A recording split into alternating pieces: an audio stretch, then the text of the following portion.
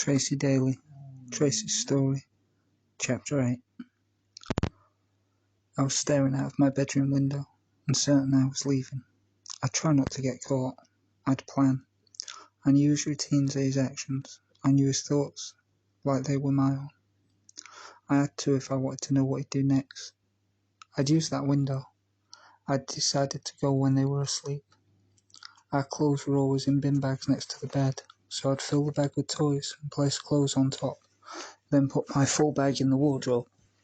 I'd place my books beneath my sheets, so it looked like I was sleeping. My packed bag would go in the wardrobe until it was time to leave.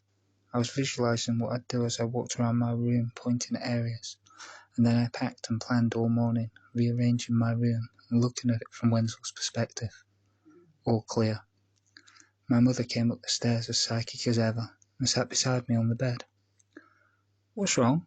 she asked, and seemed to look more pale than usual, more as though all her clothes just shone lighter. Perhaps it was the dull light from the window I was looking to escape through. I said, "Nothing." "You can tell me anything, you know," she added. "I'm running away," I told her.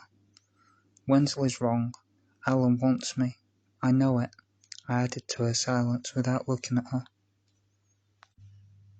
"Please don't. We need you here. You know what he'll do with us if you do go."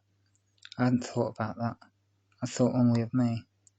I knew if I left he'd take it out on Mum. I couldn't win. "I won't tell him you're planning to go, but please stay. It's up to you, but please don't go," she asked, and then she walked out. I'd been allowed to visit Alan, kept asking to stay the night. Alan wanted me to, but Wenzel wouldn't allow it. He said we had to do what Wenzel wanted because he's my dad, although Alan would love to have me with him. I was really unhappy and had to stay at my parents'. I stopped talking first. I remember Mum asking me questions. I just sat there in the living room ignoring her. "If you're not going to talk, get upstairs."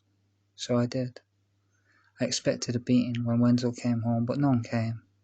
At food he remarked, "You're not talking?" I ignored him. I could feel him looking down at me with my head down over my food. "Oi, shithead, I'm talking to you." I clenched my teeth. "Don't you fucking ignore me." His plate went flying. He got up and punched me in the head. I'd expected a slap, and although I'd been sat cross-legged when it hit, I hadn't braced myself for the fall, so my head clunked into my shoulder as I hit the deck. Surprising even myself, I simply sat back up. Looking back, most people would have been upset, ran off or shouted. There would have been some kind of reaction. This was normal. It really was like missing that piece of fluff with the Hoover, or misplacing that book you love. It wasn't nice, and it fucking hurt, but it was normal. Just another bad part of the day, and not only was it normal, it was okay too. I deserved it. I'm useless, so who cares? Fuck me, I'm a nobody. I deserve it. It got to the point I didn't even care about me. Pat, my mum, was dead. Alan wasn't allowed to have me because of Wenzel, and that was worse than a beating and most of his mind games. He loved power. I didn't care. He could have it. Kill me. I welcomed it. I wasn't even angry. I was just dead inside. "You answer me where I'm talking to. I'm your fucking dad, do you hear me?" By now he had me by the scruff of the neck, face down on the floor ready to hit me again. I ignored him, concentrating on making pictures in my head. I was playing wrestling with Alan, and he kept throwing me body slam style on the sofa, and I was laughing. He even sang Hulk Hogan's theme tune in his Irish accent. I was yanked up in my jumper, which choked into me. Then I was slapped down and dragged up again. "I'm your dad and you will listen to me."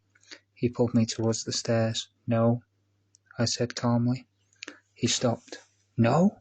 Did you just say fucking no?"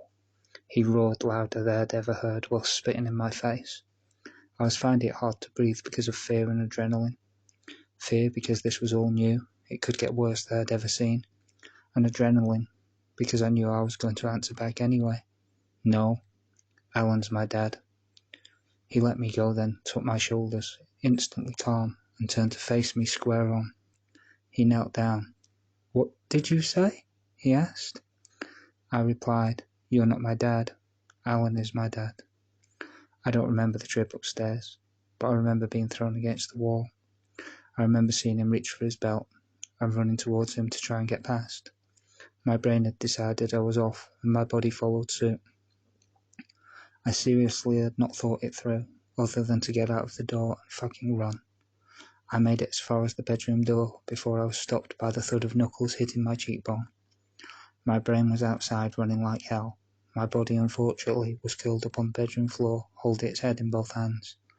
"I'll teach you some respect." He'd taken his belt off, and I crawled onto the bed and curled my knees beneath me. I must have blacked out. Maybe it was a punch. Maybe it's because my brain has blanked out a lot of shit from this time. But I don't remember a thing after him walking towards me with his belt, and then kneeling beside me. Must have been a few days later, because I was told Alan had been, but that I hadn't seen him. I'd been at home all the time. I was told that I was in bed when he turned up. I don't know if I was ill or what. I can't recall it. But I remember thinking, oh no, poor Alan. He needs me now more than ever, now Pat's gone. Strange how as an adult the abuse affected me, yet as a child I just got on with it.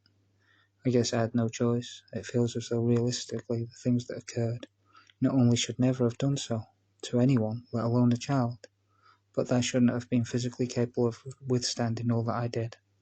However, I did. We were sat on the floor again, tea time, usual drill. He'd done the salt thing and allowed us to eat. When he started, Alan called, said he's heard what you said to me, and he never wants to see you again. He said trying not to look smug. The shock must have registered on my face because he smiled. "I'm your dad. You eat because of me. You're here because of me. If I say you do something, you do it. Understand?" he added. I nodded. I started crying. How could Alan hate me? It's not true. It can't be true. Alan, my dad? I was heartbroken. He loves me. The food in front of me looked like a giant ball of mess through my tears. I didn't want it. I didn't deserve it. I was useless. Mum didn't love me. Alan hates me and Pat is dead. "Eat your food, you ungrateful shit," Wenzel said. I could feel Caroline's eyes drilling into my skull. She'd never seen me cry. I was the oldest. It was my job to be strongest. "Just eat it," she whispered, her voice carrying a million warnings. I pushed the plate away 2 inches and kept my head down. I couldn't eat. He slammed his fork down and sighed. "Ungrateful shit. I work hard so you can eat, and you don't want it. There's kids in Africa that would kill to eat that." I said nothing. I was busy pretending my world didn't exist, and me along with it. He looked at Bernie like it was her fault. She shrugged. "Okay, get upstairs if you won't eat, but don't ask for anything later. Don't leave your room." I headed to bed. I heard the others get told to eat, which was nice, because it meant they had stopped. They were concerned about me. Fuck 'em. I don't care. Food became a disaster area for me for some time. After the third or fourth occurrence of not eating, it became a habit. I was hungry, but I wouldn't eat. I had breakfast because Wenzel was out, but wouldn't eat at all if he was home. On this occasion I had pushed the food away and stood up to go upstairs when he asked me, "Where are you going?" I pointed. "Upstairs." "Answer me," he demanded. I ignored him. "Answer me, or you're going nowhere," he said. "Upstairs," I answered, and made a big show of sighing. "Sit down, you can watch the others eat." I looked at Mum. "Please don't," her eyes told me. I sat down. I could smell the food and hear people eating. Every now and then Wenzel would comment, "Isn't that nice, Caroline?" Caroline would reply, "Yes, sir, it's nice."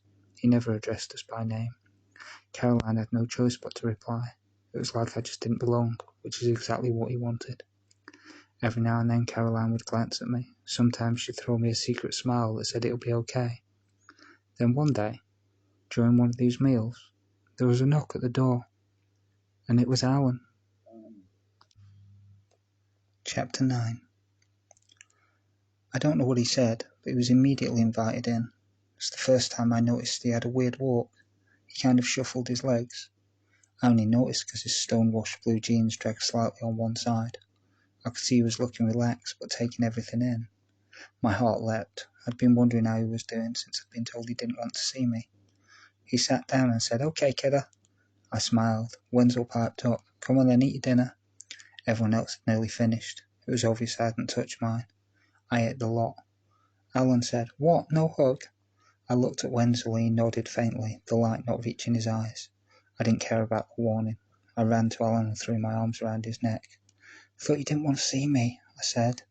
Nonsense, lad, what made you think that? He asked. I said nothing, but I learnt the lesson to trust nothing Wenzel says. I was sent upstairs again by Mum this time. I just looked at Alan. He said, "Go on, you heard your Mum." I sat upstairs wondering what type of punishment I'd get for my actions this time, when Alan appeared in the doorway. "I heard you'd been asking to stay with me," he said, fake hiding a big smile. Oh no, I thought. I really didn't want Alan to tell me off. "I don't like it here," I told him honestly. "Best grab your bag then," he said with a huge smile. I looked at him. "Really?" I asked. "Come on, before he changes his mind," he said. I don't know what was said downstairs, but I was packed and out the bedroom door like a rocket. Alan was chatting to my mum, and Wenzel waited by the front door hopping foot to foot as I ran past them and up the gate in the front garden. "Here, lad," Alan called to me. Came in hoping I was still allowed to go. Say goodbye, and thanks for being allowed over. With no hesitation I fired off, "Thanks Mum, bye Dad." I wasn't intending to be rude or sarcastic, it's just what I knew. I knew Mum would have wanted me to be happy. I knew Wenzel couldn't care less. As I was walking the short journey next door but one to Alan's, he told me, "You shouldn't be rude to your parents. You'll make it worse for both of us." I told him I didn't mean to be, but I'd missed him. When I asked why I couldn't stay with him before, he told me, "You could, but you weren't well." I told him about Father saying he didn't want to see me. "You'll always be welcome here, son. Hey, I missed you too, kid." He patted me on the head. "Now stick a brew on and grab the tin." I never told Alan about Wenzel's violence. I secretly thought everyone knew, yet also thought Alan couldn't know because he'd have defended me if he did. That's what Macclesfield was like. Things got settled. My uncle's dad, who I never knew, was stabbed by two men outside a pub in Manchester and died. One of the guys died, the other was blinded. My uncle had upset some people one year, and they came down to Morwell Road looking for him.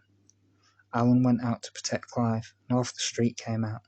Petrol bombs, axes, hammers, pretty much everything that could be used as a weapon was used as a weapon. I was too young to remember, but heard all about it from Alan and Clive.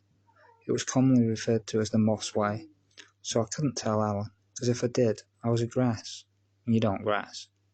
It didn't matter anyway. I was back with Alan and everything was perfect. Alan told me I had to be good at Wenzel's, otherwise I wouldn't be allowed to visit.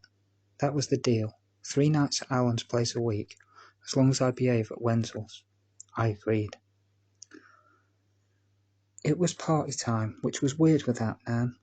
I don't remember one event that didn't include a punch-up or a row, and this one was unfortunately no different. Alan, Clive, Leslie and Lisa, who used to look after Caroline, and Maggie, Clive's wife, were all downstairs drinking whilst Caroline and I played on the scale electric. We heard a bit of shouting, and Alan appeared in the doorway. "Clive's not in a good mood, okay?" I nodded. Alan had saved Clive's arse numerous times when the police were looking for him, or random people turned up on Alan's doorstep after being told Clive lived there. I knew Nan had liked the power it gave her in having Clive do whatever she said, but Clive could turn at any minute.